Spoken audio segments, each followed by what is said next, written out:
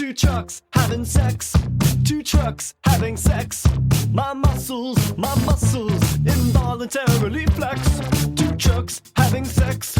Two trucks having sex. My muscles involuntarily flex. Two pickup trucks making love, American made.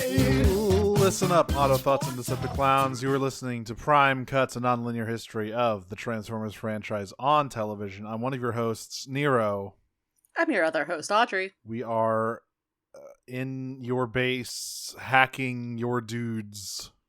I guess when you do download all of internet history in 20 seconds, you do date yourself with memes, I get sometimes. How did she even find that? What fucking corner of the internet did she see that getting posted today? I mean, I don't know, like I said, I don't know if it was today. It may have just been a very popular thing visited at some point. True. You don't know how she got access to these things. Today, we're covering two more episodes of Transformers Earthspark. Two great episodes of Transformers Earthspark. Last time, a bunch of new guys occurred. Several new guys happened. And now we gotta figure out what's going on with these guys. We also, speaking of new guys, there's a couple human characters, one in particular, that we have noted before, who gets a name and like some character development, and I'm very fond of her as well. Yeah, we get some more of we see some of these ghost agents around. We finally get some names to them.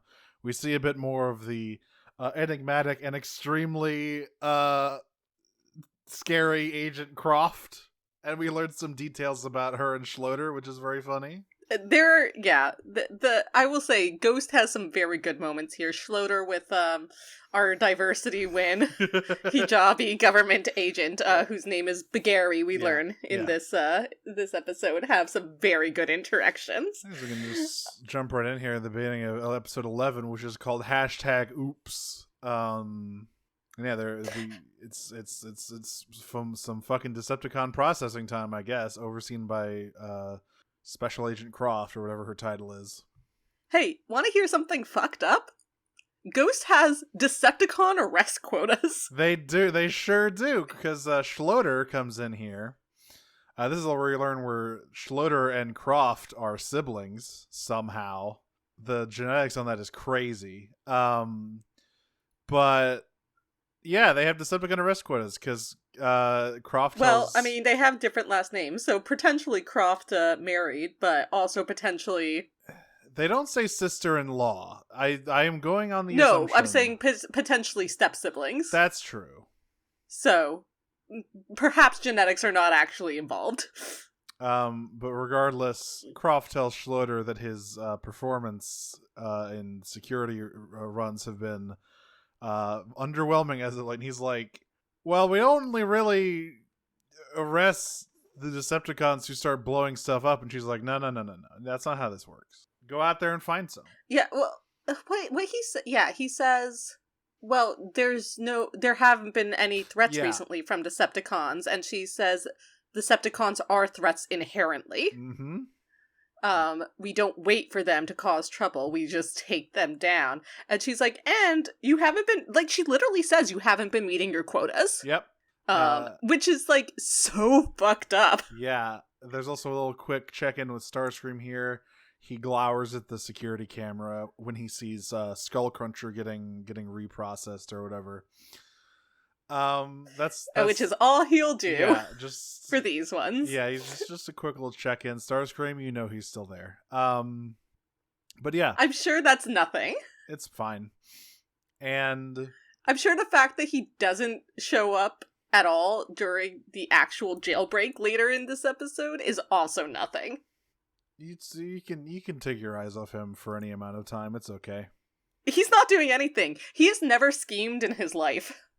He's a very trustworthy, non-treacherous individual, that Starscream. He just doesn't plot. That's like really not in his cyber plot, DNA. Scheme, or meddle really at all. He's a real straight shooter, that guy. But yeah, Croft sends Schloeder out to pick up some Decepticons. And he rolls out with the whole strike team there, and we get her. That's the end of our cold open, and we go back over to the multifamily farm, and let me tell you, that barn, it's getting a little cramped. The reveal, I'm not going to say it now, but there was a reveal about this at the end of the episode that is literally jaw-dropping. It's insane. I don't know what Nightshade is cooking over there, but they are indeed cooking. Yeah, so the problem is that, you get this barn, and it was fine when you had Twitch and Thrash, who were basically human-sized. Like, Twitch is pretty much human-sized, and Thrash is like... Thrash is like a person human, and a half. Yeah, he's like a human and a half. Hashtag is very big. He's probably like 2 people. He's like 10 feet tall. Which if you're like tall... Yeah, it's pretty tall. Is that... But like if you're my size, that's 2 people. Yeah, you can still use most human-sized, like, but yes, places if you're that size. Hashtag is very big. Hashtag's quite large. All of them are Jawbreaker, pretty big, but hashtag especially is, like, Bumblebee-sized. Yeah, hashtag's just, like, a full-grown Cybertronian. Jawbreaker is, as wide as he is tall. He's got big old fucking gibbon arms, and I posted about this earlier. Nightshade has some fucking Bayonetta proportions going on. They are 70% leg. They are quite svelte is the word I would use for them. And they're all kind of grousing about the lack of space, but it's time for a lesson with Bumblebee. He's like, all right, today's an important one. We're gonna get all you Terrans, your new Terrans, your alt modes. I really like this moment. We're seeing in these episodes in particular, Thrash and Twitch, who basically were stillborn yesterday. Like, yeah, they're a week older than everybody else. Yeah, really. Take on the middle child roles, and really enjoy being older siblings, which is nice to see. I will say, like, this episode is probably the heaviest moral of the story, heaviest hand when it comes to, like, moral of the story stuff, I think, that we've seen so far. Yeah. I there's think the next one like, also has some stuff with that, certainly. Yeah, I would say, like, but this one, though, had, like, several moments, basically, where the characters look directly into the camera and were like, be good to your siblings. That's right.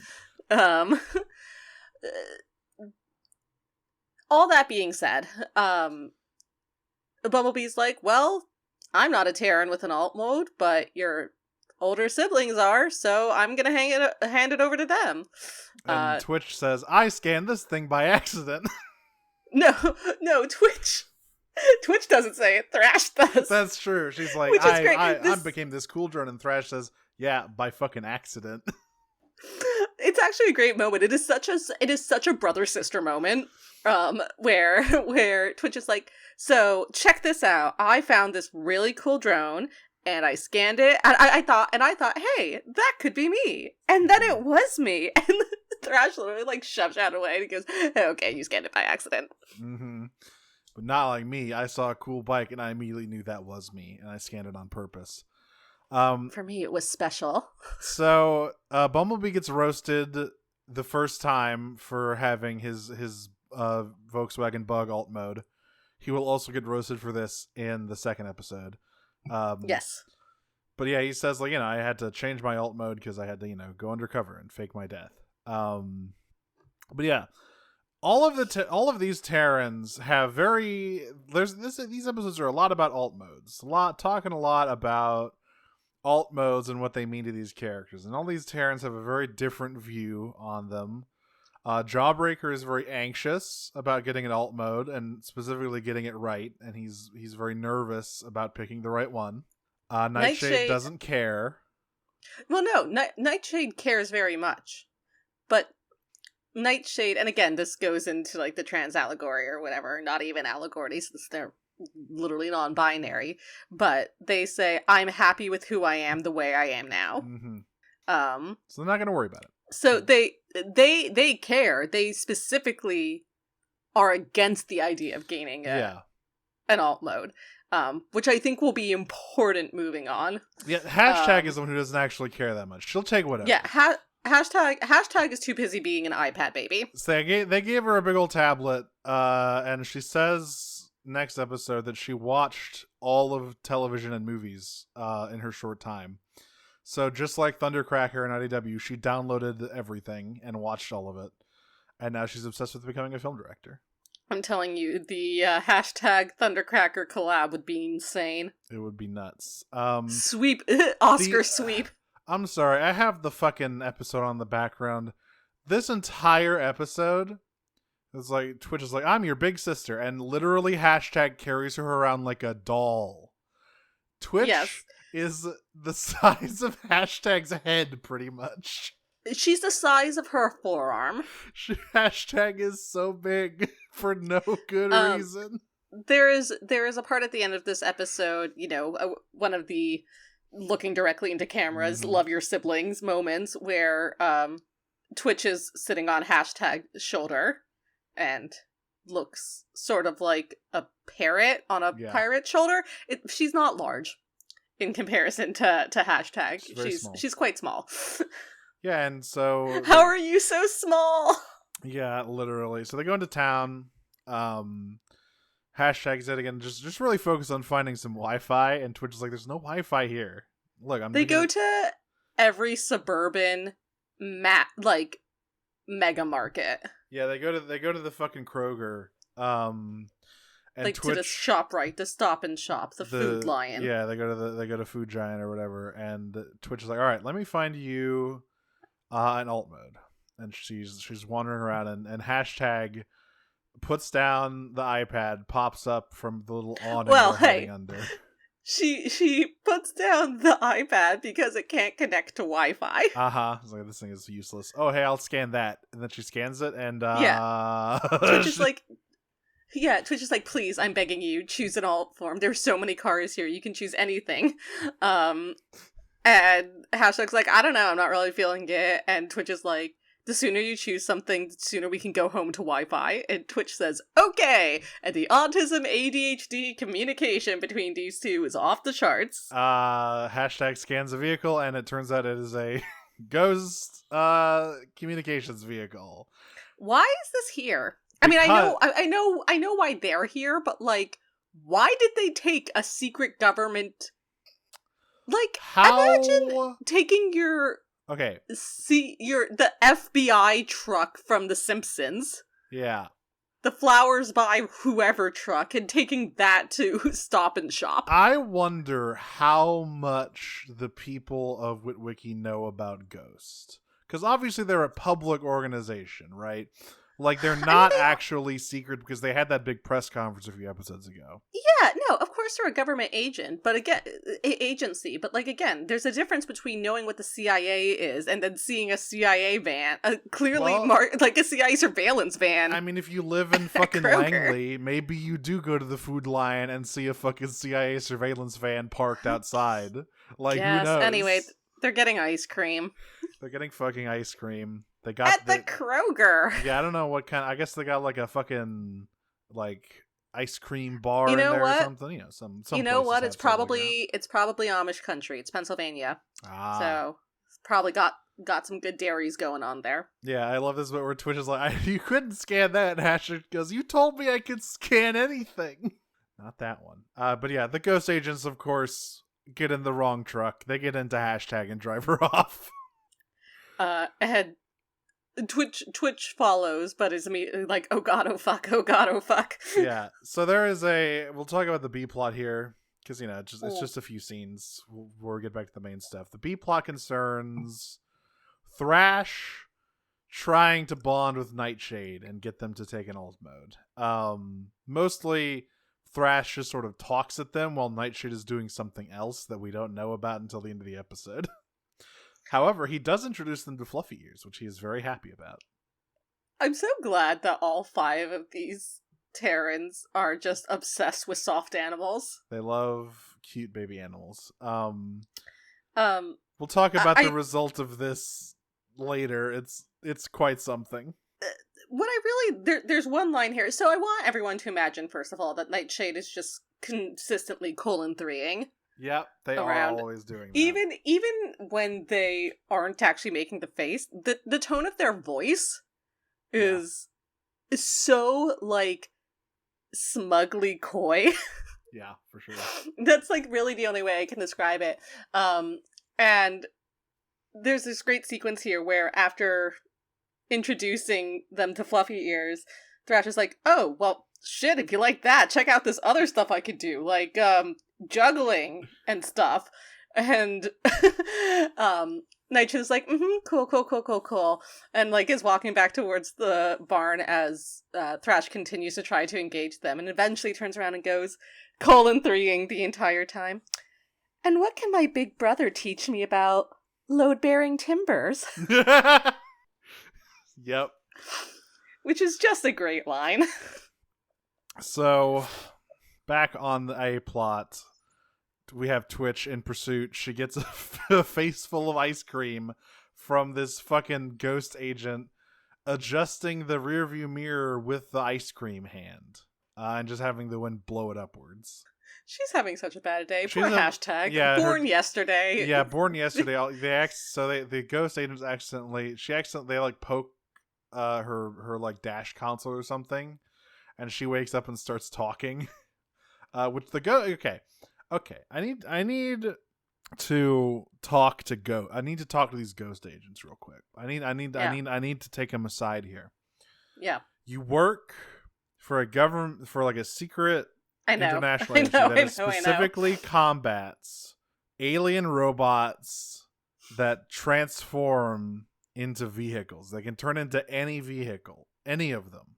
And then your ghost mobile starts talking to you and acting weird, and you go, "Oh, that thing must be cursed." It's the only logical explanation, Nero. The recruitment is not going well, is what I'll say. Anyway, yeah, they go into the detention facility, which is behind a false mountain, like there's a holographic thing, hiding the entrance to the Decepticon detention facility. And Twitch cannot go in there because she trips the like security and gets shot. Yeah. She freaks out fully and she immediately calls Bumblebee and is like, "Yep, girl, help." Bumblebee, hashtag got kidnapped by ghosts, and he's like, "What?" You're gonna need to fill me in on some details here. As he like heads out, he does also see, as we plot again, or like right before he gets the call, he sees like Thrash holding 2 tape measures, like double Dutch jump ropes. Nightshade is not in the frame. Nope. But they are presumably off somewhere else. Doing something.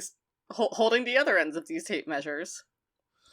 So they head out to Bumblebee and Twitch start heading out to the ghost base. Unfortunately, hashtag connects to the Wi-Fi. This is a very cool sequence, actually. Yeah. So her power. She has hacking powers. She can like enter her fucking mind palace. Now, I don't know if that is inherent to hashtag or just a side effect of this particular alt mode, because Bumblebee says later on that he thinks it's her choosing this alt mode that allowed her to connect. That's true, because she's accessing the ghost intranet. Right. So I don't think she can do this everywhere, but she can do it with ghosts, so... And immediately she starts pressing buttons, turns out the lights, and deactivates the security of the Decepticon detention cells. So the first thing she does is turn the lights on. So she has, like, 6 buttons in front of her. Mm-hmm. And the first one is a light bulb, and she hits that on and off, and it goes on and off. The lights go on and off in the facility.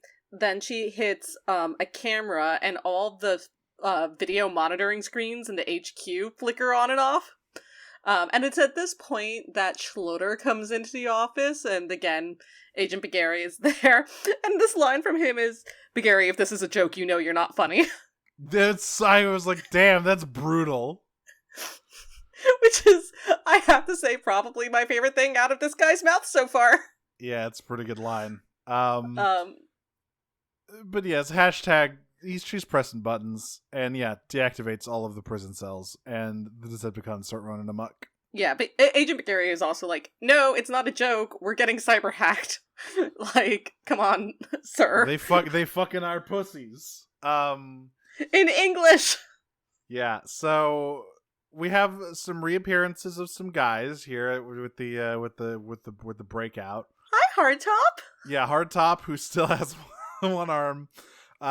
Which comes back in a very funny way later on in this episode. We have Hardtop, Bombshell, Shrapnel, and Soundwave are all busting it up here. So bad news from Bombshell and Shrapnel about duplicating themselves, huh? Yeah, so if you don't know, if you aren't familiar with the funny Insecticons, a classic ability of theirs, all the way back from the G1 cartoon, is that they can just make more of themselves forever. Yeah. Before we started recording, I was saying to Nero how much I appreciate him. We've talked about this before on Earthspark, but just like how many cannons Earthspark pulls from, it really feels like a love letter, not just to its specific series, but to the franchise as a whole. Mm-hmm. And we're apparently getting more of that, but we'll talk about that next week. So yeah, apparently these duplicates, if you take down the primes, the originals, they like disappear or whatever. Good luck figuring out which ones those are, I guess. Yeah. It's really hard, when you have an Insecticon problem, it's really hard to fully kick it because you look away for 2 seconds and there's 50 more of them, and they're eating your fucking wires and crawling in your bed and all this stuff. It's really gross. Yeah, you have to throw out your mattress at that point. Yep. So Bumblebee arrives with where Twitch is and gets the info. Thankfully, all of the security is down, which means there's no cameras to capture Bumblebee and Twitch's infiltration. And also, thankfully, the ghost helmets give them no fucking peripheral vision because nobody sees them. Yes, that too. And also, thankfully, Hashtag starts figuring out what some of these buttons do. Yeah, she's not just randomly pressing them anymore, she's figuring it out. She at the very least figures out which one turns off the lights. Mm-hmm, which is important. Which she does. So they go find her. Well, all this for some reason they don't on. Just go out the way they came in. I guess because I think the way they came in was... wait, I don't know. Were there ghost agents there? There shouldn't have been. Yeah, I don't know. I'll see in a minute here, I guess. Yeah, once again, they Ghost notices that the source of this cyber attack is this one fucking Ghost fan. And Schloeder does say it's probably a Decepticon infiltrator. Yes, they do figure out, at this point they do figure out that they are under attack from an enemy Cybertronian. Yeah. Who they presume to be a Decepticon. And Bagari tries to fucking remote control the van, which hashtag I kind of resists. love her. Yeah. I know. ACAB includes her, but like, I do love her. She has not even a line, a vocalization later on that just is so good. Oh, I think the reason they can't go out the way they came in is because the ghost agents were sort of blocking them in. I think a few more did come through that door, I guess. And also they kept pushing all those vans out in the middle of the floor to hide where hashtag was. Yeah. That's fine. They're gonna find another exit. And they open the doors, and there's many shrapnels and bombshells shooting at some agents. There's so many fucking Insecticons. You fucked up. They even say it. Well, later on. Look, no, break my boys out. They didn't do shit. Break my boys Soundwave out. Keep those guys in there. I don't want those guys out here. You do not need the Insecticons running around because your whole planet, that's just done. You're just done. Again, yeah, they're like bed bugs. The whole blocks. Yeah. But they managed to slip out of this hangar. Hashtag and then friends do. Yeah, literally Twitch is sitting on her shoulder like a parrot. She is a little bird. I love her. I love both of them so much. Hashtag's probably my favorite of the second round of Terrans. She definitely gets the strongest showing of these because she's like a pretty major character in both of these episodes. I really like her. She is like we said, she's iPad baby. She loves movies. She has a love for like movies and Earth culture. I'm glad they made her big. The designs in this show are so good and Yeah. so well thought out. Like, speaking for design, I like the little like ponytail she has in her like full mode here. You know, it's a weird show to talk about body diversity when you're talking about robots. But that being said, like, it adheres to really good principles of body diversity. And, you know, you have not people, robots, sure, but robots that look like real people, you know what I mean? That are just like, they don't have unachievable robot beauty standards. Look, oh boy, except for Elita, who is the most beautiful woman I've ever seen in my life. Yeah, there's like a lot of little nice moments with Twitch and Hashtag here. I like that when Hashtag connects to the internet, she makes a fucking dial-up noise. Yeah, it's so they're basically like in the middle of this like firefight. Bumblebee is like, okay, we need to get out of here. Like Hashtag, what were you talking about? Because on the way up in the elevator, she was like, I pushed all these buttons, but nothing happened. And they're like, nope, something happened when they see all these Insecticons out. So Bumblebee's like, okay, you clearly were able to connect to Ghost's intranet. I need you to do that again and find the schematics for this place and get us out of here. And Hashtag's like, I can do that? And Twitch is like, I'm pretty sure with Wi-Fi you can do anything. Which is a good line, but also extremely I've gotten Wi-Fi on my side. Yeah. This is also... Well, just really quickly, this is also, we cut back to Schloeder and Bagari, and Schloeder's just looking at all of this, and he's like, Croft is going to have my hide for this, and Bagari just goes, mm-hmm. Yeah, he's just like, he's just thinking about all the fucking paperwork he's gonna have to do because of all this shit, and he's just like, kill me. Just fucking kill me now, man. He is, it's interesting, because he's much more, like, balanced and normal. Yeah. In this episode than he has been previously. He's way more toned down. He's way less wacky than he was in his fucking debut, because he was a weird guy in his first episode. What he in his first appearances, he felt like a Twin Peaks FBI agent. A little bit. Yeah. Just like a complete weirdo who's like really good at his job. And this one, like, here, he's, like, you know, maybe not the most competent, but he feels like a normal dude. Mm-hmm. Anyway, Hashtag hacks in and says, verbatim, all your base are belong to us. She sure does. This episode aired in 2022. Yeah. So, they're using this big Decepticon breakout as, like, cover to escape. They eventually get to... And very, very specifically not to be seen, because if any of the three of these motherfuckers get seen, it's over for all of them. Yeah, especially Bumblebee, because he's very identifiable. The other two, you can kind of just like, I don't know what those were. Like, if you see Twitch or Hashtag, you're like, that must be just a Decepticon I don't know by sight. But, like, that's Bumblebee. I know him. Yeah. Who still has the Autobot symbol on, right? Yep, he does. But so they kind of go through. They run through a bunch of different little battle vignettes, including Hardtop getting stasis cuffs thrown at him, but he has only one arm, so it doesn't actually do anything. Yeah, it's really funny. Like, it wraps around his one wrist, and then like the other like cuff dangles from it. And he just looks at it. Yeah, he just looks. He like shrugs. Yeah, he just looks at it and holds it up like to the ghost age, like, really, man? Yeah. Really? First of all, rude. Yeah, Soundwave is fucking beating ass. He's popping all these dudes' eardrums almost certainly. It's unclear how Soundwave gets subdued here. I think he gets distracted because he turns around and goes, "Was that fucking Bumblebee?" Right, that's right. He sees Bumblebee and then the roof falls on him. Yeah. Then they get past that. They're almost out and they find Skull Cruncher huddled in a corner here. Which is very funny. She's like, I remember that guy. He tried to eat me. Yeah, and Bumblebee's like, all right, let's all stay chill. And then Skullcruncher sees a ghost agent and goes fucking berserk. Like just transforms into alligator mode and starts charging. Enemy of my enemy. Yep. Oh, it's because this is the time gets knocked down. He isn't defeated yet. Skullcruncher runs over him. Like he knocks him down.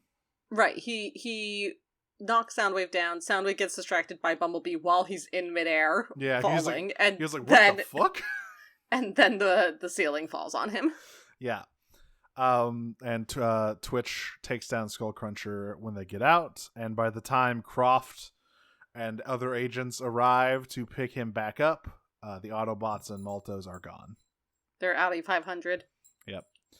And no Vince rules on Starscream. We don't see him back in his cell, but I'm sure that's fine. Once again, we also didn't see him out of it, so he's probably totally secure. His cell obviously didn't go down, and he's chilling. So they get back. Everyone gets back, and we have a nice little moment of Twitch and hashtag bonding as sisters. And then Nightshade shows everyone what they have been working on this whole time. Somehow. And by this whole time, without making any noise. They are a true artist. They're like, hey, so I spent 8 hours creating a discrete underground base. Pretty cool, huh? They built a gigantic bunker underneath the barn for everyone, including the fucking cow. Like a separate mini barn for fluffy ears. How did they do this? How did they do this without making noise? They're so good at it. They're such a talented engineer. Yeah, everyone's very excited to see hashtags in the alt mode. And yeah, everyone's super fucking hyped for the cool new secret base. And also doesn't, I mean, like, so I think it's Jawbreaker who's like, when did you do this? And the only thing Nightshade says, it's like, oh, I've been chipping away at it for a while. Well, you were born a week ago. What are you talking about? What? I just, some bots just have it. It's a cool fucking bait. It's a cool little bunker. There's hangout spots for everybody. There's a half pipe. There's Wi-Fi. There's a cute baby cow. It's huge, by the way. It's gigantic. It's like twice the size of the barn. Yeah. Oh, I've been chipping away at it here and there. I know that's kind of where hashtag oops ends. Just a funny little iPad baby accidentally causes prison riot. It's fine. But she has an alt mode, and that's all that matters. That's right. It's a cool looking alt mode too. I like this thing. I like the big blocky truck, and once again, I really like her full design. Yeah, and now she's Burble. She's Orple. It's beautiful. So let's move on to episode 12, Outtakes, with our big funny boy Jawbreaker. This poor little meow meow. Yeah, so we've seen a lot more of these three new Terrans. We've seen that hashtag, she's, like we said, super ADHD, very very impulsive, she gets fixated on things very easily, as we see in this episode. She also cannot function without having like three things going on at once. She needs to very have relatable. Some fucking stimulation, or else she will die. Jawbreaker, he's a sweet boy. He is nervous. He's shy. Yeah, he has an anxiety disorder. Yeah, he's a sweet baby boy. And Nightshade, I don't have a read on Nightshade. Like you said, three mouth, very, very mysterious, very hyper competent, but I don't know what's up with them yet. Yeah, they're interesting. I feel like their hair is full of secrets. Yeah, there's some going on in there. Maybe we'll figure that out. Maybe we'll find out more about them soon. Who can say?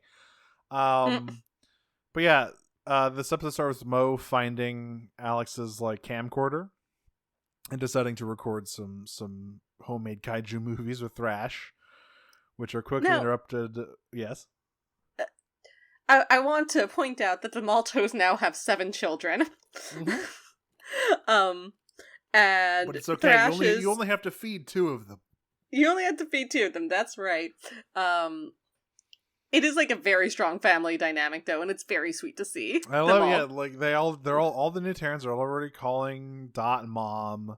She's already treating them all like kids. There's a very nice little conversation that Jawbreaker has with Dot here in a minute. Yeah.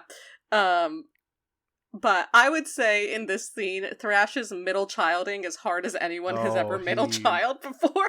He is becoming ultimate middle child here. Like, so yeah, Jawbreaker interrupts this little kaiju film. He's like, "Hey guys, I've been reading a lot of stuff about alt modes, and I just can't figure out what I want to be. I don't know, like a car, a truck, a van, a crane, a forklift. Just like." Thrash responds. This scene goes on with Jawbreaker just like sort of going on a tangent about his concerns about choosing an alt mode, and Thrash spends the entirety of the scene attacking him, like trying to wrestle him, to no avail because Jawbreaker is much larger than Thrash is, and it's very good. At one point, Jawbreaker like adjusts himself a little bit and Thrash falls over. He's like, "Oh no, I'm so sorry." Yep. And Thrash, the funniest part is Thrash is just like hitting him and and he's not even noticing, and then Thrash is like, "Keep rolling, keep rolling." And then Jawbreaker gives him a big old bear hug. And so this is where he talks to Dot about this alt mode thing. There's also a great moment here before he gets into the alt mode thing where he was like, "Well, Thrash was trying to wrestle me," and Dot just looks at him and goes, "Your brother tried to wrestle you?" and doesn't Jawbreaker go like, "Yeah, he was pretty bad at it." No, he says, "Yeah," and he was really loud about it. He was like, "Rah!" Because there was something. It was like they had a camera or something, and Dot's like, "Well, you know, people love to show off for the camera. You know, when a camera's around, people do all sorts of stuff." And Jawbreaker's like, "What's a camera?" And he gets an idea. It's a special tool that'll come in handy now. Yeah, so he gets the idea. He's gonna, because Dot tells him like people will kind of spill their secrets if you put a camera in front of their face. They're more receptive to talking about stuff if they'll open camera. up. And so he gets the idea. He's gonna interview a bunch of people about how they chose their alt modes, and he starts with Bumblebee. Who gets roasted once again, second time in 2 episodes for his fucking dinky bug alt mode. Cause it's even worse here. Yeah, because he doesn't mean to. Like, Hashtag was actually roasting him in the previous episode. Yeah. But this one he's like, "Well, you changed your alt mode away from this rinky dink piece of shit into this cool car," and Bumblebee just. Well, no. It's worse because he doesn't say, "Well, you changed," and he's like, "And I just don't want to make the wrong choice." Oh, right. You know, like you did. Like you did. And Bumblebee just silently looks at him and then just places him outside the bar and then closes the door without any further questions. Because he's like, "I want to interview you," and Bumblebee's like, "Great, ask away." And Jawbreaker just stands there and Bumblebee says, "You don't know what an interview is, do you?" Yeah. Well, Jawbreaker starts by saying, "Well, Mom says that people open up on talk more on camera, so." Right, Bumblebee's where's the talk like, button? "Oh, you want to interview me?" Yeah, and he's like, "I'll allow it." Yeah, no, I'll give an interview. Yeah. So he, after that comment, he removes Jawbreaker from the premises. So Jawbreaker seeks out Hashtag because she just got her alt mode. Might as well rack her pick her brains about that stuff, and immediately Hashtag sees the camera and goes, "Ooh, you're making a movie? I love movies. I watched every movie. I've consumed every one, some of them twice." Yeah, she's like, in my short existence, I have watched all of human media. "Would you like to binge this one with me?" Jawbreaker's like, "No, I need to find my alt mode," and she's like, "Oh, I got this, homie. We're gonna do this through the power of cinema. We're gonna documentary your way to alt mode success." That's right. So the first stop on the Hashtag and Jawbreaker cinematic victory tour, they go down to the basement to talk to the bunker. To the bunker to talk to Twitch and Thrash. Oh, well, actually, no. Yeah, this is before. Yeah, so also Hashtag's like, okay, interview me, and then does like a pose, and that's when she decides, I'm gonna be your director. This gag we get in the bunker is maybe the funniest thing they've done so far. It's I literally howled laughing at this. Yeah, so they go to the bunker. As someone who creates recorded media, as you are listening to now, this is perhaps the funniest thing I've ever seen in a Transformers show. So they go down there, they're asking, hey, what about, how'd you get your alt mode, Thrash? We know Twitch's was kind of an accident, but we're interested in that. And Hashtag's like, no. All right, the stories, the interviews, that's fine. No, we're not doing that. They got to inspire you. All right, Twitch. And then she like directs them to do sick fight choreography. So she has placed the camera on the ground, so we see everything in frame from the camera on the ground. Yep. And she gives she's like, I'm gonna need you to both of you to improv this a lot, but she's like, if you could just do like some kicks and like inspiring stuff to inspire Jawbreaker, that'll be great. Oh my god, this is gonna be so good. And there's like 2 big stacks of hay that Mo and Robbie are setting up with them as well. And there's a little bit of like sibling bickering between Twitch and Thrash. It's like, I bet I can inspire more than you. Which is very good. And then eventually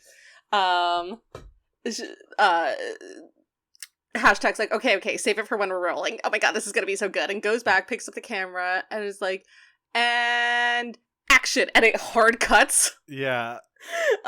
Because to the aftermath of all this, where like Mo and Robbie are like, whoa! Like the straws and shreds around the floor, and like Mo and Robbie are like, that's amazing, we didn't know you could even do that! That's insane! Yeah, and the Hashtag looks at the camera and goes, oh, I don't think we got any of that. That's fine. We'll fix it in post. Hashtag realizing that she has hit the record button at the wrong times. Yeah, she did not know she was already recording. And she asks, hey, do you feel inspired by that, Jawbreaker? And he's like, I mean, it was really cool, but I don't really see how it helps me get my alt mode. Basically, this goes, so how are you feeling, Jawbreaker? Are you like inspired? And it's like, yeah, kind of. I'm still really concerned about this. And she responds to that by going, great, location change. Yeah, let's go. And then it hard cuts to Jawbreaker holding onto the back of her vehicle, but as she screams down the highway. Where are they going, you ask? Well, they're going to the aftermath of the big boss fight against Mandroid.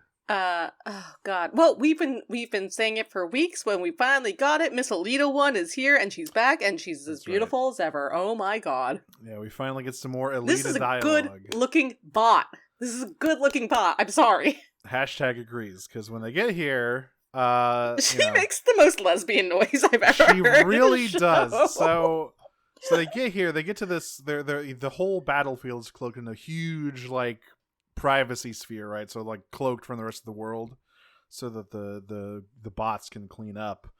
And I love the Jawbreaker going, can we get one of these for our basement? This for our own little rooms. This is so cool. Yeah. My little anxiety boy. But he's like, oh geez, I didn't know Megatron and Elita were gonna be here. We shouldn't bother them. We should just leave. And Hashtag just pushes him up there.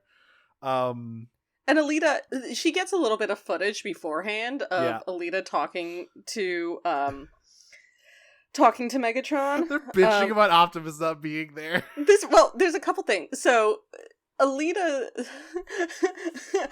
so Elita is like, man, there's so much to do. Why is cleaning up so much more work than destroying? And like punches straight through a spider bot. And at that, you hear Hashtag go, ugh. Yeah, she does go, wow. And then Megatron's like, when is Optimus getting here? Yeah, when the fuck is he helping us this shit? And Elita just ignores it. Yeah.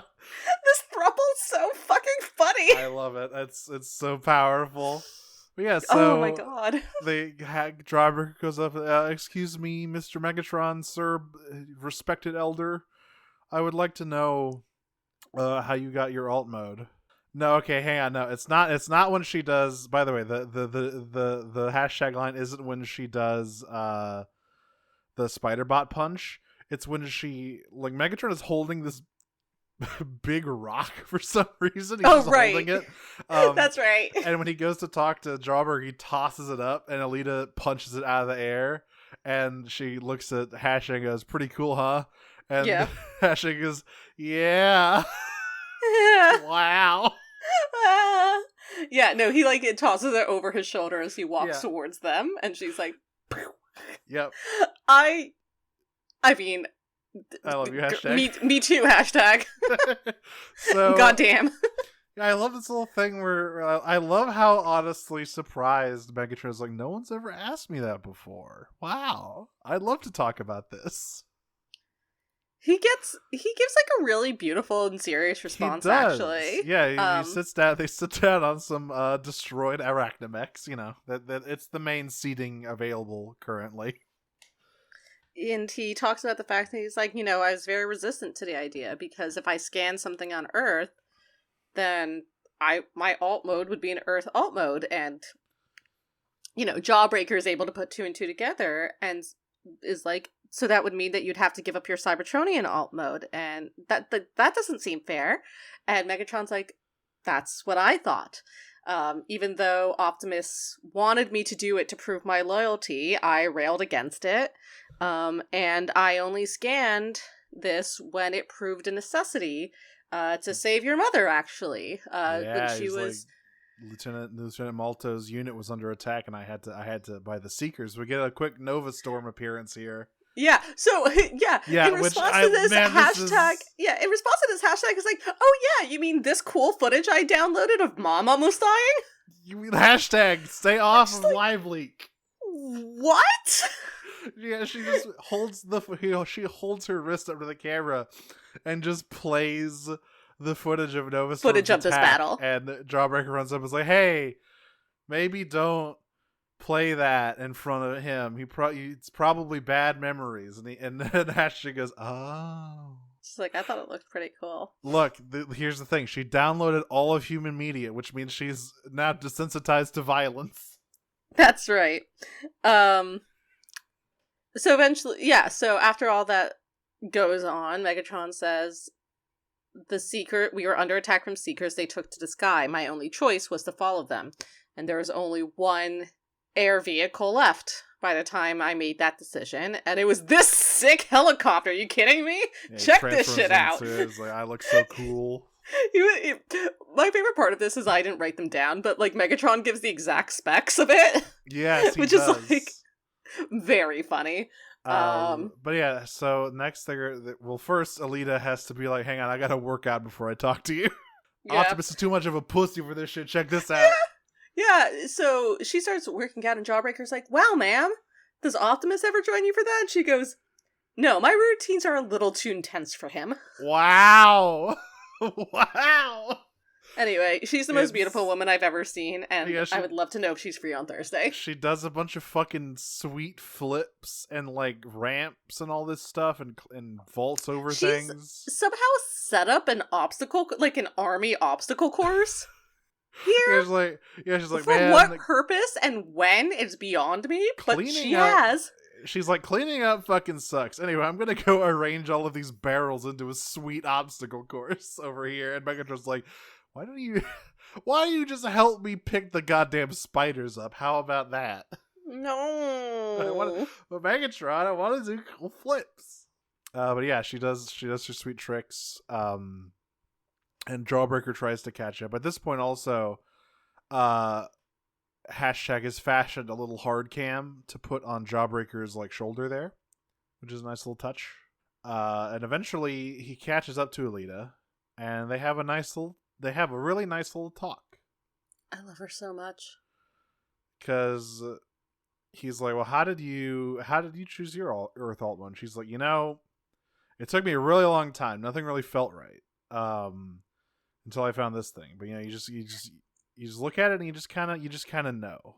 This series really said we're going to make up for 40 years of bad female characterization by making the most insanely good female characters you've ever seen in your goddamn life. So good. I love Elita One, and I love fucking RC, and I need more. And I love Earthspark RC. Yeah. Hashtag. I love hashtag, and I love Twitch. And yeah, and I love Dot. And there's a little thing where she explains, like, because Jawbreaker's talking, like, I'm really worried that I'm not going to be able to, like, do it. I'm not going to be able to figure He's like, it out. I've looked at so many vehicles, and she's like, doesn't have to be a vehicle, and he's like, what?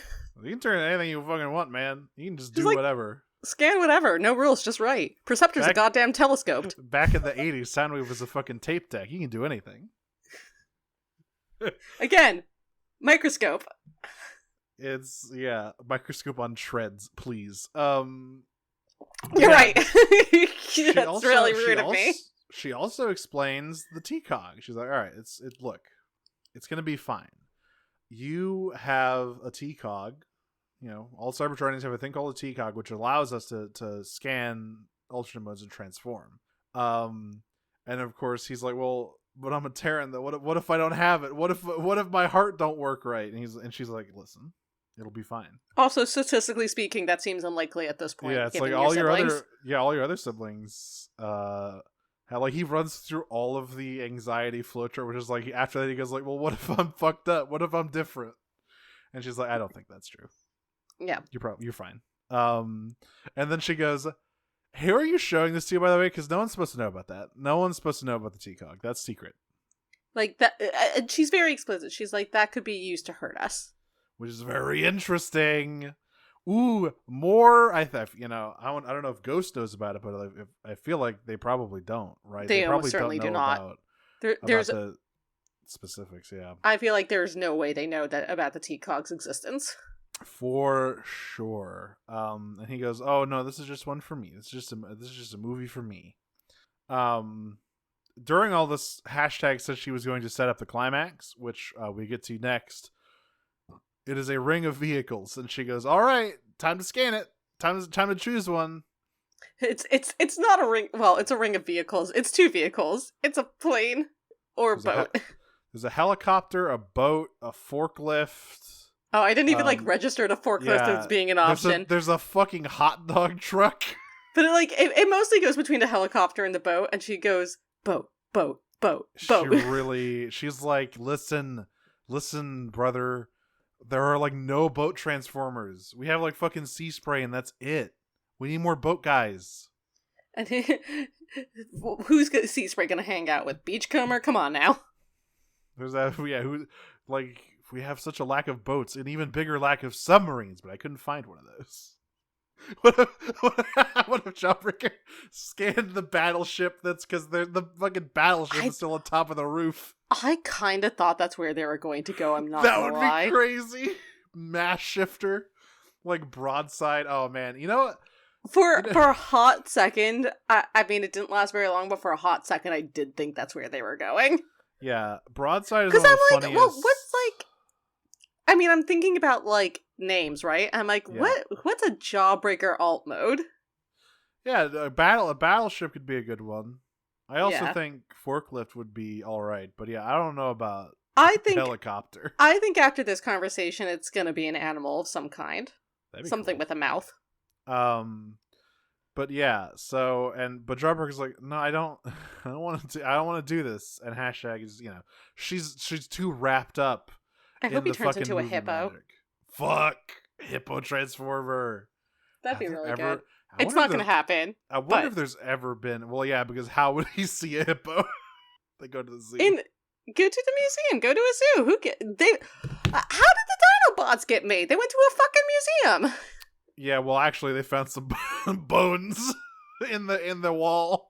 They blasted down the walls, and we'll just say, "Yo, there's bones in here. I want to make 3 sons out of this." And Ratchet said, "I would love to be your co-parent. I would love to make simple brains with you. Simple brains." What? Yeah. Ever. Hashtag is too hopped up on the movie magic. And eventually Jawbreaker's like, all right, enough, and like pushes the camera out of her hands, and they get into a little bit of an argument. This is, I have to say, like, again, this one I actually can speak to because I have ADD.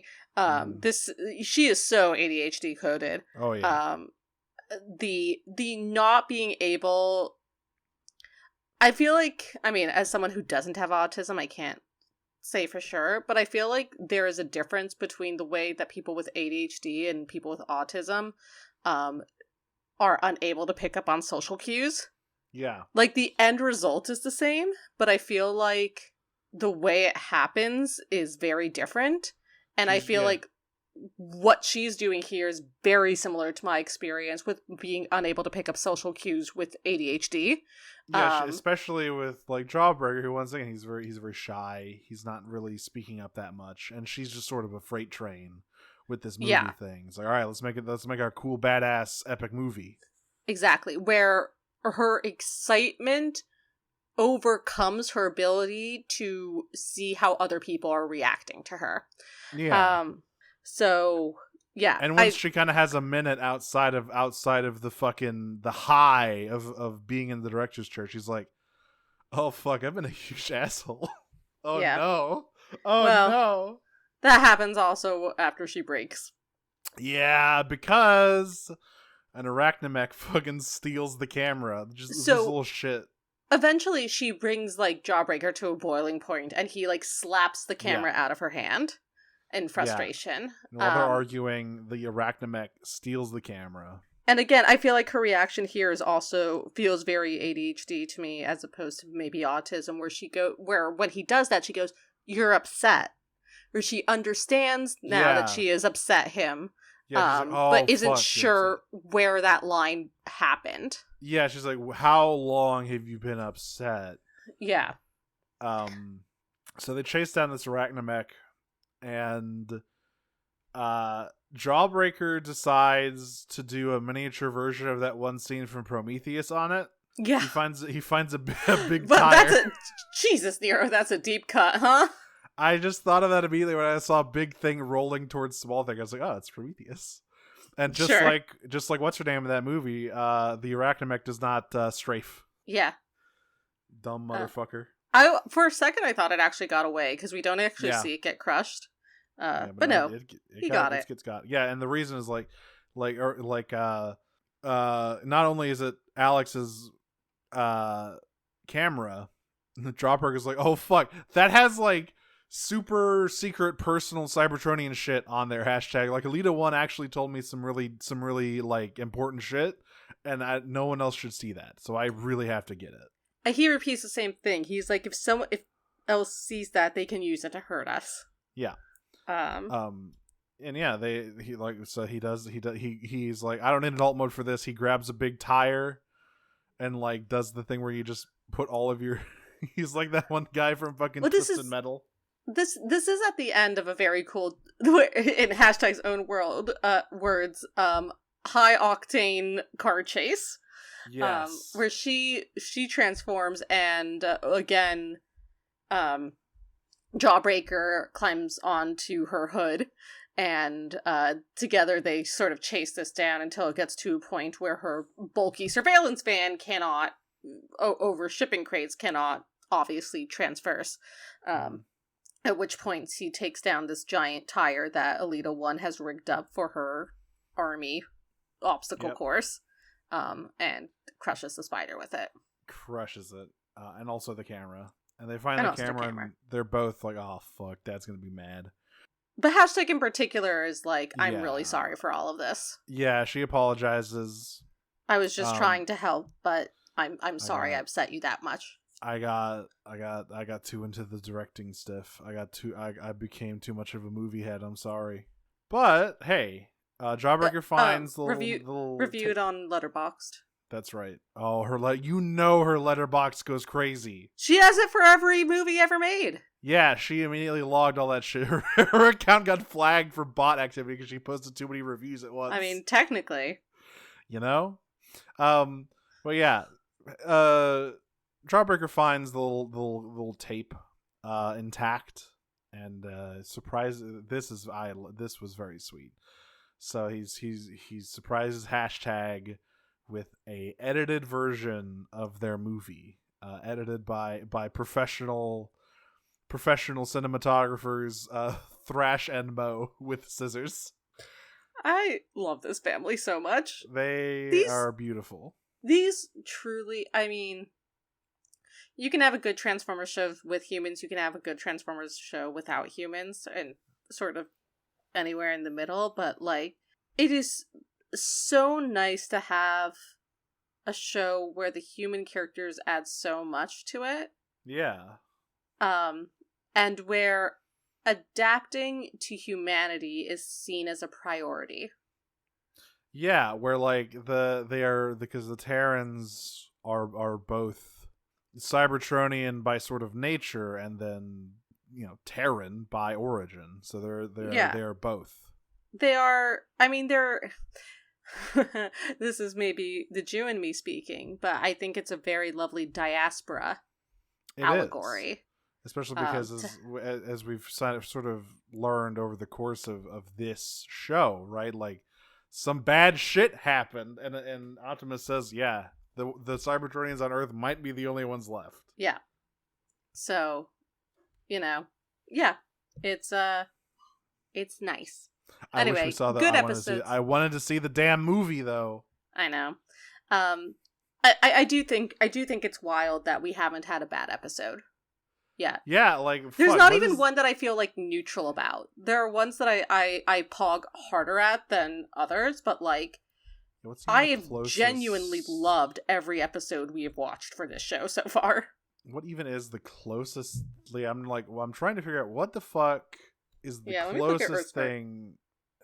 I don't know. I guess episode 3, the one where the cow, like that, but that wasn't bad. That was just like, you know, setting up a lot of. No, never mind. That had Bumblebee hijacking Uno Night for fucking combat training. That was extremely good. Like, yeah, not even like neutral on any of these. These have all been incredibly well written, well put together, well animated like episodes. There's not a genuinely weak one in the bunch. There are stronger ones for sure. Yeah. There are definitely stronger ones, but there's no weak ones. I mean, Age of Evolution popped off. Oh, I mean, but that, you know, it's hard to hard to compete with that. Yeah, no, this show is just genuinely a whole lot of fun. And by the way, apparently a second season has been greenlit. I didn't actually know this, but according to TF Wiki, there is another one coming, which I'm very happy about. Let's go. Yeah, no, I was really afraid, like, what if this is a one and done? That'd be so sad. This might be my favorite Transformers series. That feels nuts to say. It's really getting up there. It's the characters especially are just like, there are so many good ass characters in yeah, like everything about it. It's not like the voice acting, the writing, the editing, the animation, all of it. It's like it's 10s across the board. This might be my favorite Transformers show. That's an insane thing for me to feel like I'm saying in 2024, but like this might be it. Oh yeah, I keep forgetting. Elita One is voiced by Cissy Jones in the show, who also voices Lilith on The Owl House and Delilah in Firewatch. Yes, she's very good. Put her in more damn episodes. I want to see more Elita One. I want to see more RC. Bring her back. Bring her to like a fucking like roller skate diner or like a drive-in movie. Give me that good old caddy. Well, we've got some questions. I think we have a couple on Twitter here. Let me just go. Yes, we have one on Twitter, I believe. I think, yeah, we got one on Twitter here. That is, of course, from What is Cosplay, Cass on Twitter. When deciding on an alt mode, what do you believe is the top 3 criteria that a bot must consider? Okay, swag, number 1. For me, actually, it is stealth. Okay, that's number 2. Swag is number 1. I'm sorry. I switch. I had the same first 2, just in a different order. I think it depends on the bot. Some of them are like, I would like to be a little bit understated. I would like to go a little bit under the radar. And some of them are like, no. The tagline is robots in disguise, Nero. How often are they in disguise, though? Like, statistically? It's not actually that much. I'm aware. I'm just saying. And third would be, like, defensive capabilities. Yeah, swag, stealth, and general usefulness. Like, how can you off-road with it? Can you fly? Can you go in the ocean? All of that stuff. Yeah. Actually, for me, maybe flying would be first. I would really want to fly. It would be hard to resist. Second here. What's the point? Malta movie night. Who brings what snacks? Who picks the movie? And what do they pick? So here's the thing. I think they all bring popcorn, but they all have different toppings for it. Okay. So do the Terrans, who once again cannot actually eat, I don't think, but do they also have toppings? Yeah, but like I don't know. There's things like rush shavings or whatever that people talk about, and That's Transformers true. They have fan fiction. They have a little popcorn bag full of nuts and bolts. Yeah, that they can crunch on. Also, is Bumblebee invited? He's invited. He just doesn't come. He's self-conscious. I mean, everyone's bringing popcorn with their own special toppings. What movie do they pick, and who picks it? I feel like it's a rotating. That's like a every week someone new picks the movie. I think it's all robots though. Yes. The whole way down. Like it's iRobot, it's Metropolis, it's just all robot movies. It's Ex Machina. That's one for mom and dad to watch. The kids can't watch that one. Yeah. Wow. That's all yeah, robot movies. that's a Dot Alex and Bumblebee special. Yeah. They watch iRobot and Nightshade's like, I can make a symphony, yeah. That's so true. They go through all of Love, Sex, and Robots, but again, only Dot Alex and Bumblebee. God, the adult movie nights is very funny. Obviously they're watching Fox animated movie Robots. I don't remember Robots. Oh yeah. 2000. Meet the Robinsons. Ugh. Man, that movie stinks. Pacific Rim. They all love Pacific Rim. I mean, you don't have a damn heartbeat if you can't get a little bit hype for Pacific Rim. You know what I'm saying? Yeah. Oh, remember AI? They get man. a little weird around the Matrix. Anyway. Yeah, well, I mean, okay, you can't, but I guess, like, do you count Matrix as a robot movie? Because you barely see the robots, and also the robots are, like, evil. But I guess they're also evil in iRobot. Oh my god. Mithrigan. Fuck. Alright. And finally here. I feel like Twitch would love Mithrigan. Yeah, I feel like she would. Final one here from Cass on Twitter. This is very topical. How do you think the Maltas would react to Starship Troopers discourse? All of them are too smart to get sucked into that stupid bullshit. I've never heard of such a thing. Thank God. Okay. Well, it's been very silly. People have been debating whether or not Starship Troopers is satire somehow in 2024. What? It's because a fascist wrote a thread, and he's like, I actually don't get how this is satire because I like all of the things in the movie. I was like, there ain't no way. Are you kidding me? Yeah, that's what all of this is about. Everyone's like, "Is Starship Troopers effective satire?" It's like, well, I don't. Blah blah blah. How about the movie? That's pretty bad, huh? We are. It's bad out there. Yeah, it's just no good out here. I saw it. I was like, how are we having this conversation in the year of our Lord 2024? Come the fuck on, people. Because fascists are brainless, I guess. But Jesus. Like, I don't get it. I don't get it. I like all of the things that are happening in this movie. It's like, well, Paul Verhoeven is laughing at you. Then you don't get it.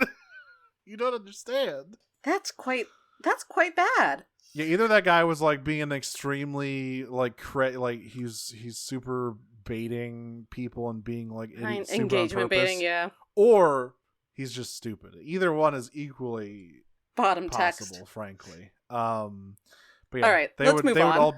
They would all be far. Look, all of them know that it's satire. It's fine. On Discord, we have some questions as well. Our first one there is from Sidewinder Sabrina. Would you consider hashtag being able to connect to Wi-Fi anywhere an outlier ability or something like that? No, I think she's just hardwired like that way. My guess is most of them can connect to Wi-Fi. Yeah, she just gets the special one because like she connects to Ghost's intranet. Yeah, because of her alt mode. Yeah, it's like an alt mode bonus. That's like a fourth thing. It's like, does it come with a cool ability you can use to solve puzzles? Exactly. It's the Oh man, an Earthspark game on the Wii U would go so hard. The gamepad puzzle sections with hashtag. Also from Sabrina, did you ever make your own home movie? And if so, do you remember anything about it / them? I didn't. My parents took home videos of my sister and I when I was young. The one thing I remember them recording, and I hope they still have this somewhere.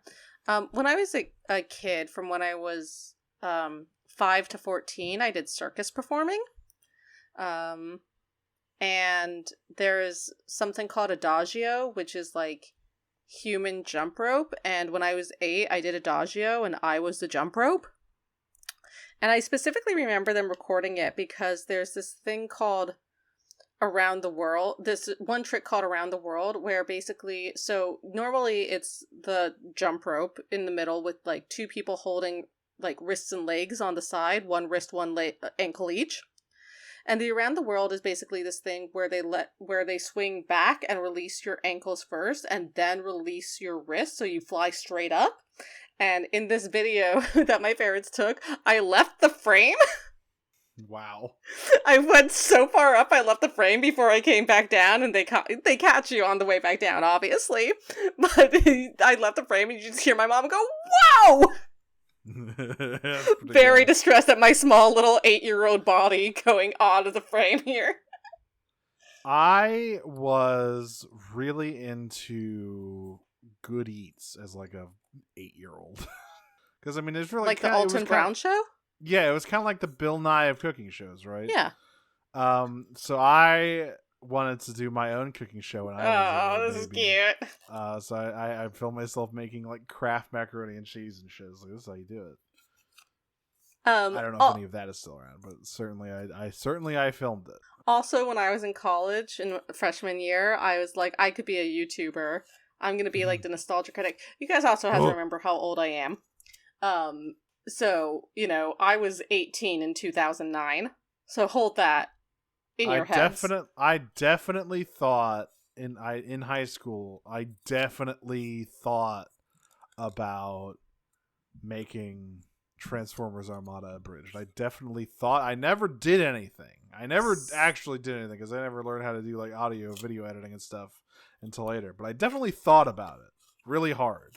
So I didn't want to do anything like that. I didn't want to be like a content creator. I wanted to do like reviews of nerd culture, specifically to DCU, which I was super into at that time, but particularly Batman. And I was like, my whole shtick is that I'm going to be a girl doing this. Again, this was 2009, folks. And I made exactly one video. That's still up. Did you enter the nostalgia shit contest? Probably not, right? No, God, no. I wasn't actually like into Nostalgia Critic or Angry Video Game Nerd or anything like that. I just sort of thing, right? Yeah, I just like knew that there was like a potential niche for me to fill. Right. I made one video. It's still up. I won't tell you where.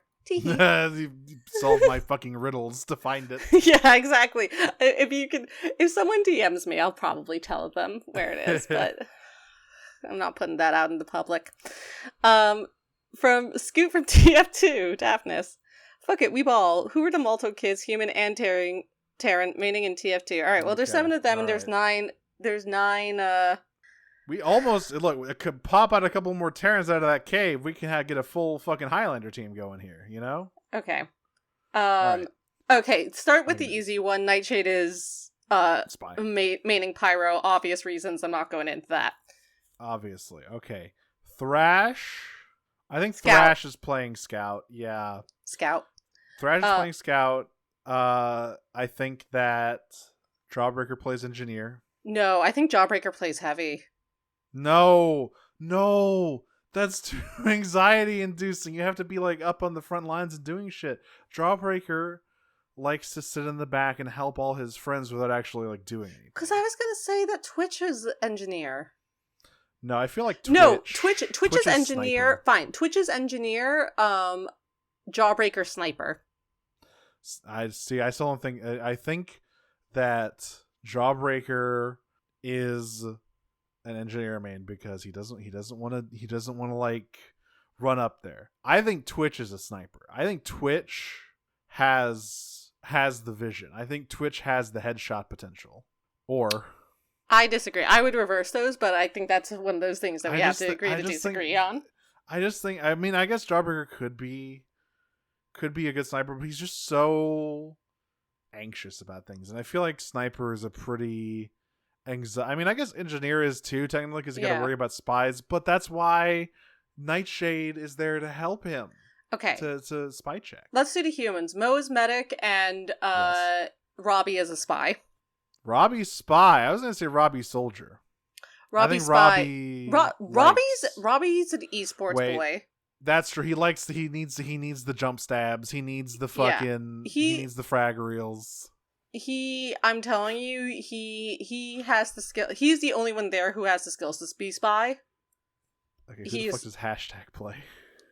Hashtag is heavy. Demo man. Okay, I feel like someone has to be a fucking demo knight though. Like, no, Thrash is a demo knight. Thrash is a demo knight.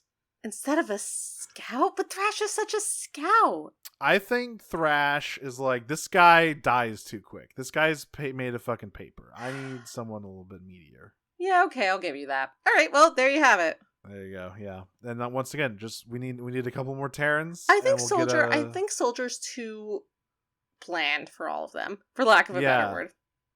Unless we need who is coded as being very into rocket jumping, who plays a lot of Quake. Oh, Dot plays soldier, obviously. Obviously, yeah. She played a lot of Quake back in the day. She dominates Robbie, and he never knows it's her. Oh fuck, that's good.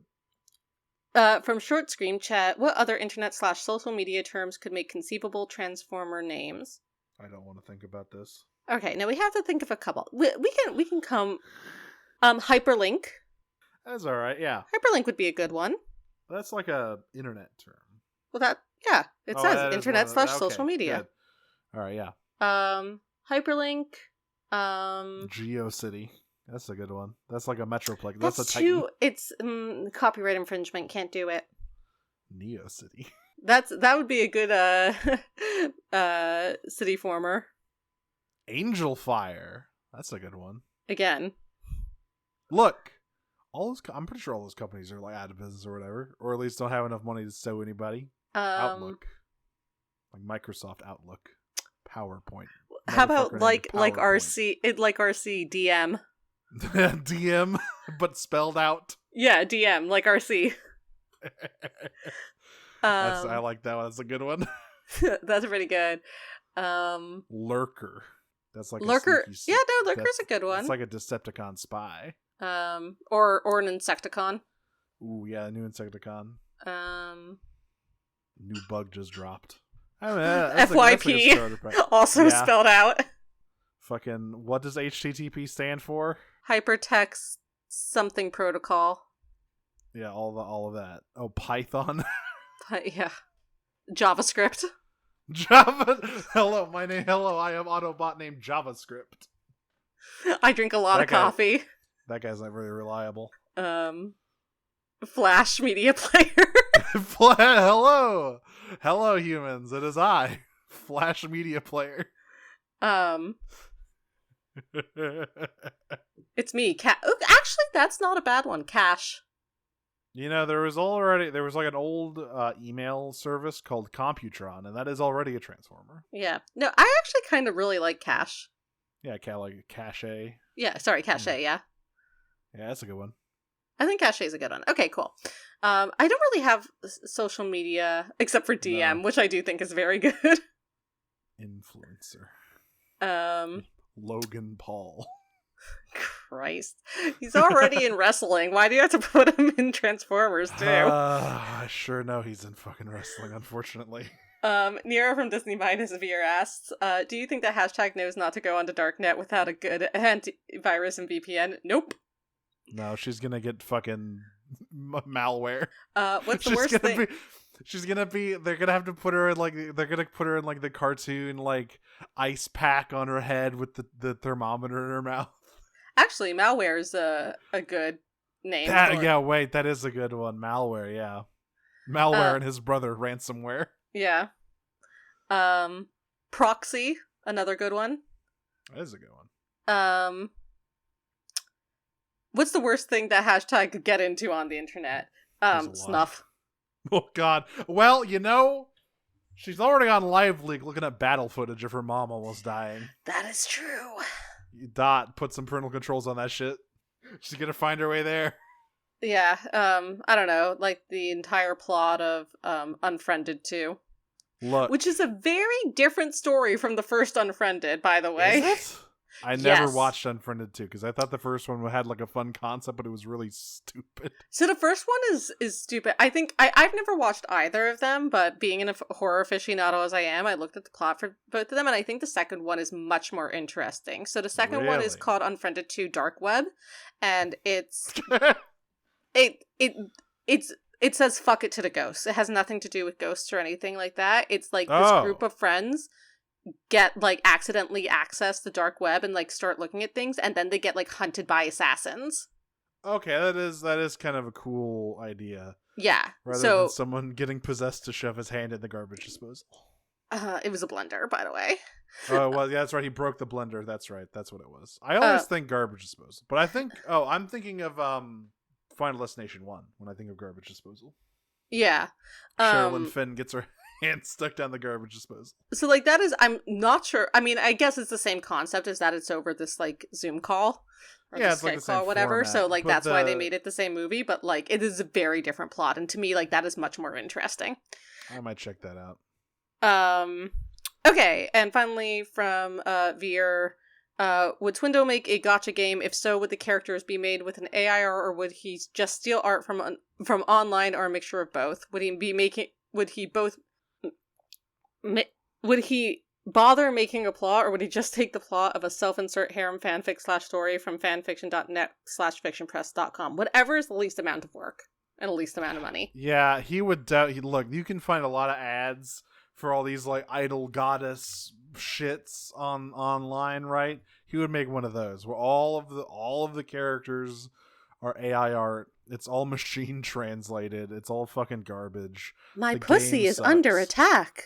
That's right. It's all shit like that, and he would make fucking buku bucks off of that shit. You know it.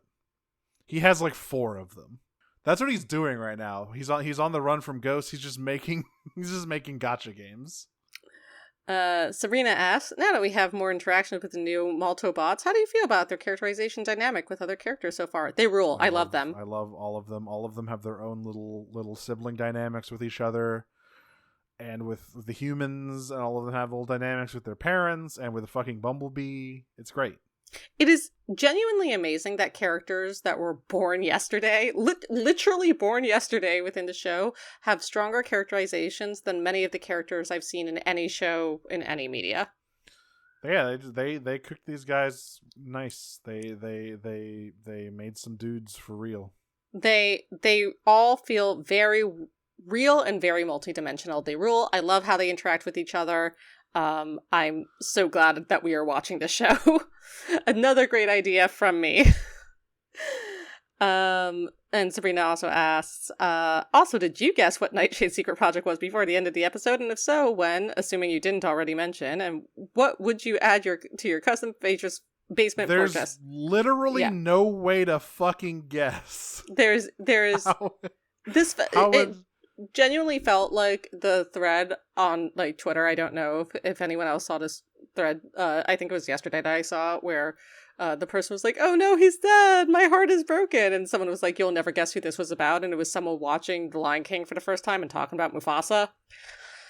Reminds me of another one I saw where it's like teacher fired for having an OnlyFans. Someone said, "You will Yeah, never guess who this is about." And I Jesus! clicked on it and it was goddamn Rachel Rachel Dolezal. Dolezal. Yeah, this may be What the first the time fuck? anyone has actually buried a lead. Yeah, I was like, excuse me? Did they just not know?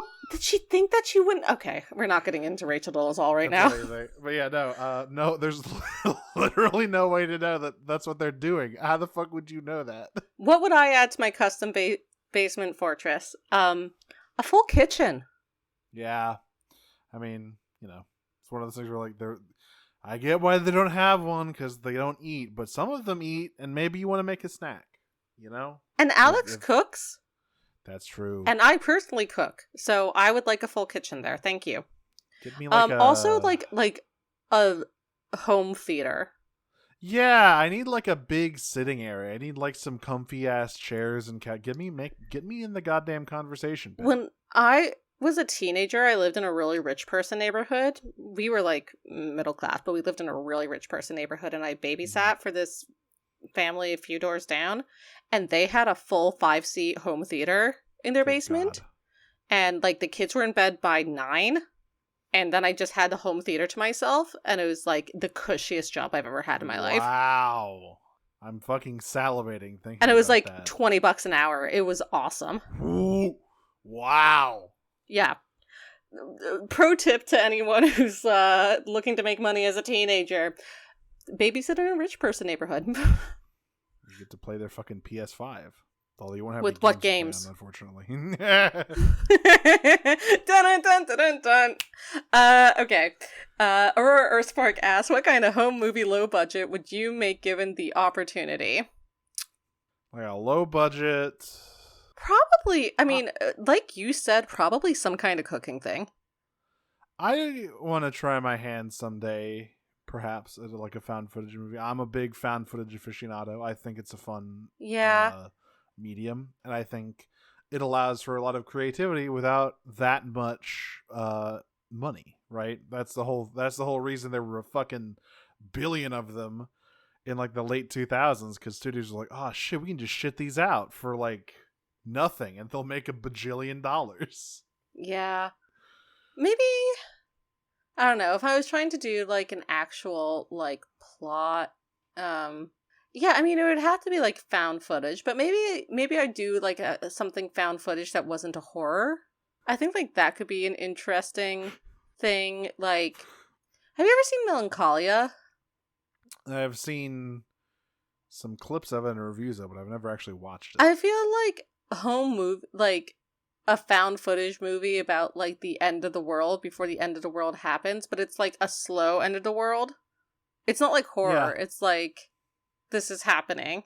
Something like that would be interesting. Yeah, and I'm, unlike Lars von Trier, I'm not a huge asshole, so that's a plus. And finally, oh, actually, before we get to this final question, we did miss something from Sam last week. That's right. Yeah, let's just there it is. So, it's one about Optimus. So from Slipstream Sam last week, episode question: what Optimus weapon is the best, and why is it this fucking axe? Holy shit! So true, bestie.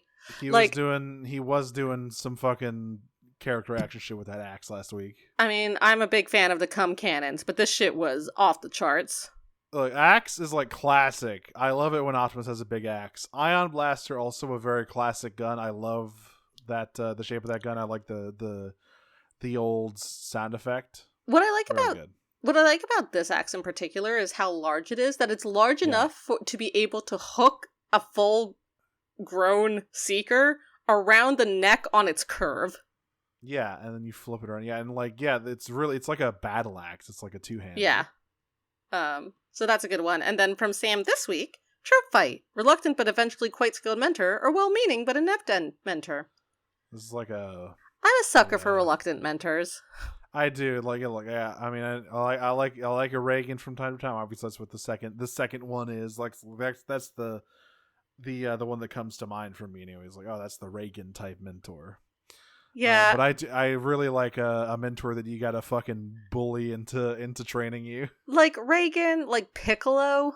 Yeah. Oh, Piccolo is the best. Like Genkai. Mm-hmm.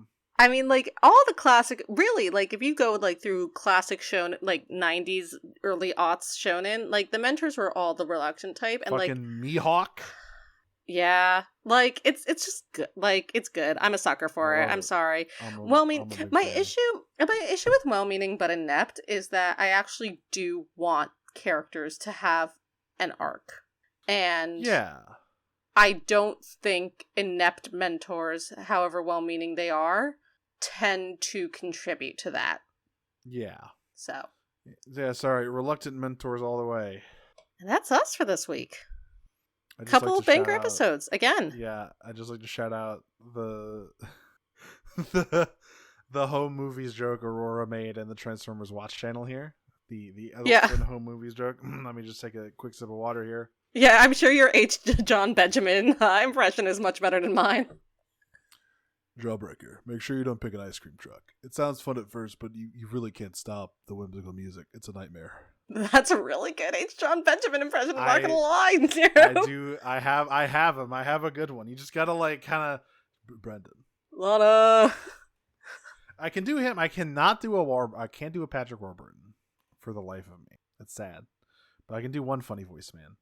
But yes, that is it for us this week. I'm Nero. Twitter, Dragon Smoocher, Tumblr, Cyclonus with a 5 at the end. Radio Free Heidelin, Talk Cycles. Find those on Tumblr too.